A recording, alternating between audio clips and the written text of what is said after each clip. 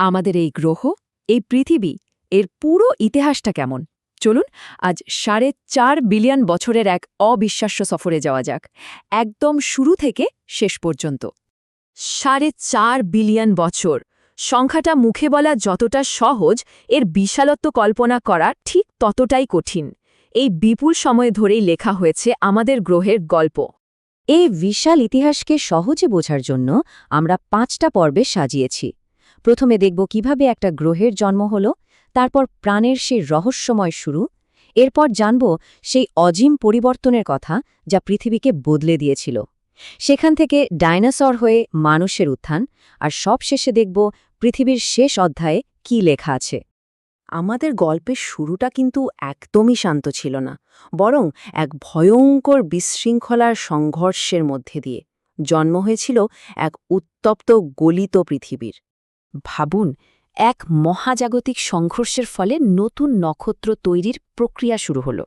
আমাদের নবজাতক সূর্যের চারপাশে ধুলো আর গ্যাসের কণাগুলো ধীরে ধীরে জমাট বাঁধতে শুরু করল।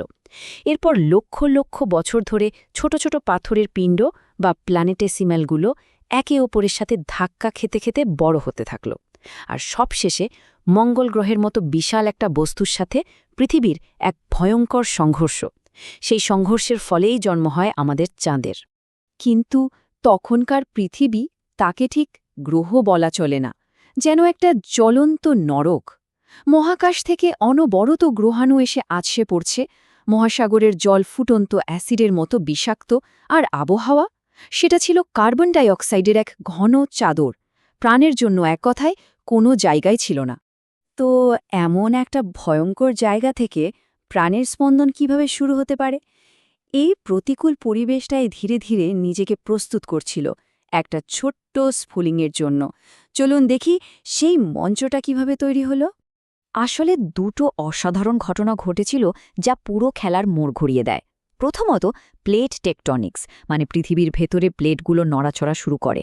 এই প্রক্রিয়ার ফলে ধীরে ধীরে সেই বিষাক্ত মহাসাগর পরিষ্কার হতে শুরু করে।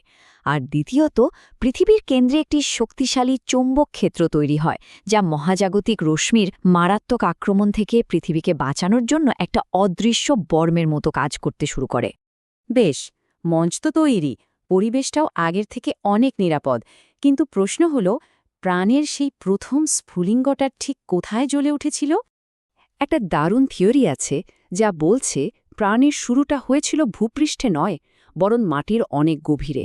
ভাবা যায়, একটা প্রাকৃতিক উষ্ণ প্রস্রবণ বা গাইজারের নিচে ছিল ইউরেনিয়ামের ভাণ্ডার। সেই তেজস্ক্রিয়তা জলকে ভেঙে তৈরি করছিল প্রাণের জন্য প্রয়োজনীয় অণু।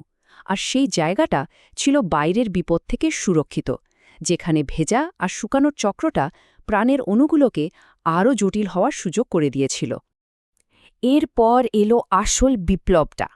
প্রাণের তথ্যের একটা অস্থায়ী খসড়া ছিল আরএনএ, যা খুব একটা স্থিতিশীল ছিল না। সেখান থেকে তৈরি হলো ডিএনএ, মানে একটা পাকা টেকসই ব্লুপ্রিন্ট। এই ডিএনএ নির্ভরযোগ্যভাবে বংশগতির তথ্য পরের প্রজন্মে পৌঁছে দিতে পারত। আর এভাবেই জন্ম হল পৃথিবীর প্রথম কোষ, প্রোক্যারিওটদের, যারা আজকের ব্যাকটেরিয়াদের পূর্বপুরুষ। এখান থেকেই আমাদের গল্পের সবচেয়ে নাটকীয় পর্ব শুরু, কারণ প্রাণ শুধু পৃথিবীতে টিকে থাকেনি, সে নিজেই পৃথিবীকে আমূল বদলে দিয়েছে। সায়ানোব্যাকটেরিয়া নামে একদল অণুজীব, ওরা এমন একটা জিনিস আবিষ্কার করল যা সব কিছু বদলে দিল। শালক সংশ্লেষণ, মানে সূর্যের আলো ব্যবহার করে শক্তি তৈরি করা।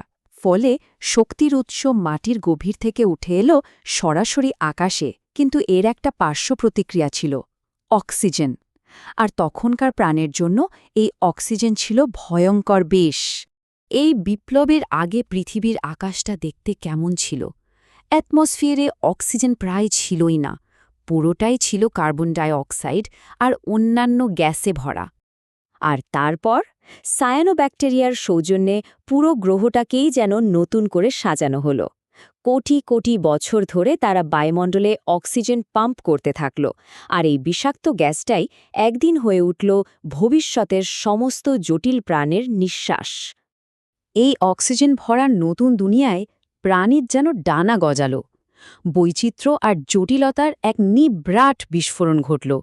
চলুন সেই বিস্ফোরণের পথ ধরে ডাইনোসর থেকে মানুষের যুগে প্রবেশ করি।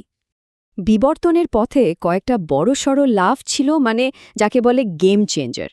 এন্ডোসিম্বায়োসিস প্রক্রিয়ায় একটা কোষ আরেকটা কোষের ভেতরে ঢুকে পড়ল, আর জন্ম হলো জটিল ইউক্যারিওটিক কোষের, যা আগের চেয়ে 10 লক্ষ গুণ বড় হতে পারত। এরপর অক্সিজেনের মাত্রা বাড়ার ফলে এলো ক্যাম্ব্রিয়ান বিস্ফোরণ, যা আজকের প্রায় সব আধুনিক প্রাণীর ব্লুপ্রিন্ট তৈরি করে দিয়েছিল। আর সবশেষে এই অক্সিজেনই আকাশে তৈরি করল ওজোন স্তর, সে সুরক্ষা কবচ যার ভরসায় প্রাণীরা প্রথমবার জল থেকে ডাঙায় উঠে আসতে পারল। আর তারপর তো মেরুদণ্ডী প্রাণীদের যুগ শুরু। সমুদ্রে এলো প্রথম মাছ, তাদের থেকেই ডাঙায় উঠে এলো উভচরেরা। এরপর কোটি কোটি বছর ধরে পৃথিবী শাসন করল ডাইনোসররা। আর তাদের বিদায়ের পরই স্তন্যপায়ী আর প্রাইমেটদের জন্য দরজাটা খুলে গেল। কিন্তু ডাইনোসরদের সেই রাজত্ব চিরকাল চলেনি, কারণ প্রায় 6.5 কোটি বছর আগে মহাকাশ থেকে নেমে এসেছিল এক মহাপ্রলয়। 10 কিলোমিটার চওড়া একটা গ্রহাণু আছড়ে পড়েছিল পৃথিবীতে।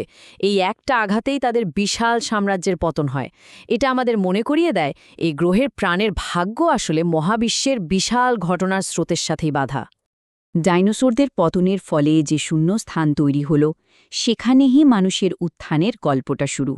কিছু বিশেষ জিনগত পরিবর্তন আর সেই সাথে আগ্নেয়গিরির বিকিরণের কারণে মস্তিষ্কের এক অদ্ভুত দ্রুত বিকাশ, এই সব মিলেই জন্ম নিল ভাষা, চেতনা আর সভ্যতা গড়ার ক্ষমতা।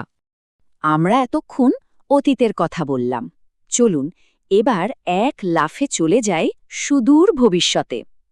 দেখব আমাদের গ্রহের শেষ অধ্যায়ে কী অপেক্ষা করছে। আমাদের নিজেদের গল্প, মানব সভ্যতার সামনেও কিন্তু অনেক মোড় অপেক্ষা করছে। জনসংখ্যা 10 বিলিয়নে পৌঁছাবে, জীবাশ্ম জ্বালানি ফুরিয়ে আসবে, আর কৃত্রিম বুদ্ধিমত্তার উত্থান তো দেখতেই পাচ্ছি। কিন্তু পৃথিবীর নিজের শেষটা লেখা আছে মহাজাগতিক নিয়মে। কোটি কোটি বছর পর সব মহাদেশ মিলে তৈরি হবে এক নতুন সুপারকন্টিনেন্ট আমাসিয়া। তারপর এক সময় প্লেট টেকটনিক্স থেমে যাবে, পৃথিবীর চৌম্বকক্ষেত্র হারিয়ে যাবে, মহাসাগরগুলো ফুটতে ফুটতে শুকিয়ে যাবে, আর সবশেষে আমাদের সূর্য এক বিশালাকার লাল দৈত্যে পরিণত হয়ে তার প্রিয় পৃথিবীকে গ্রাস করবে। কিন্তু এখানে কি সবকিছুর শেষ? হয়তো না। এমনও তো হতে পারে যে ততদিনে পৃথিবীর প্রাণ হয়তো অন্য কোনো রূপে, কৃত্রিম বুদ্ধিমত্তার আকারে ছড়িয়ে পড়বে অন্যান্য গ্যালাক্সিতে। 4 বিলিয়ন বছরের এই উত্তরাধিকার হয়তো অন্য কোথাও বেঁচে থাকবে। তাহলে কি এক পৃথিবীর শেষ মানেই নতুন কিছুর শুরু? এই বিশাল মহাজাগতিক নাটকে আমরা, আমাদের অস্তিত্ব, হয়তো একটা ছোট্ট অংশ মাত্র, যা এক জগৎ থেকে আরেক জগতে বয়ে চলে। কে জানে, এটা নিশ্চয়ই ভাবনার বিষয়।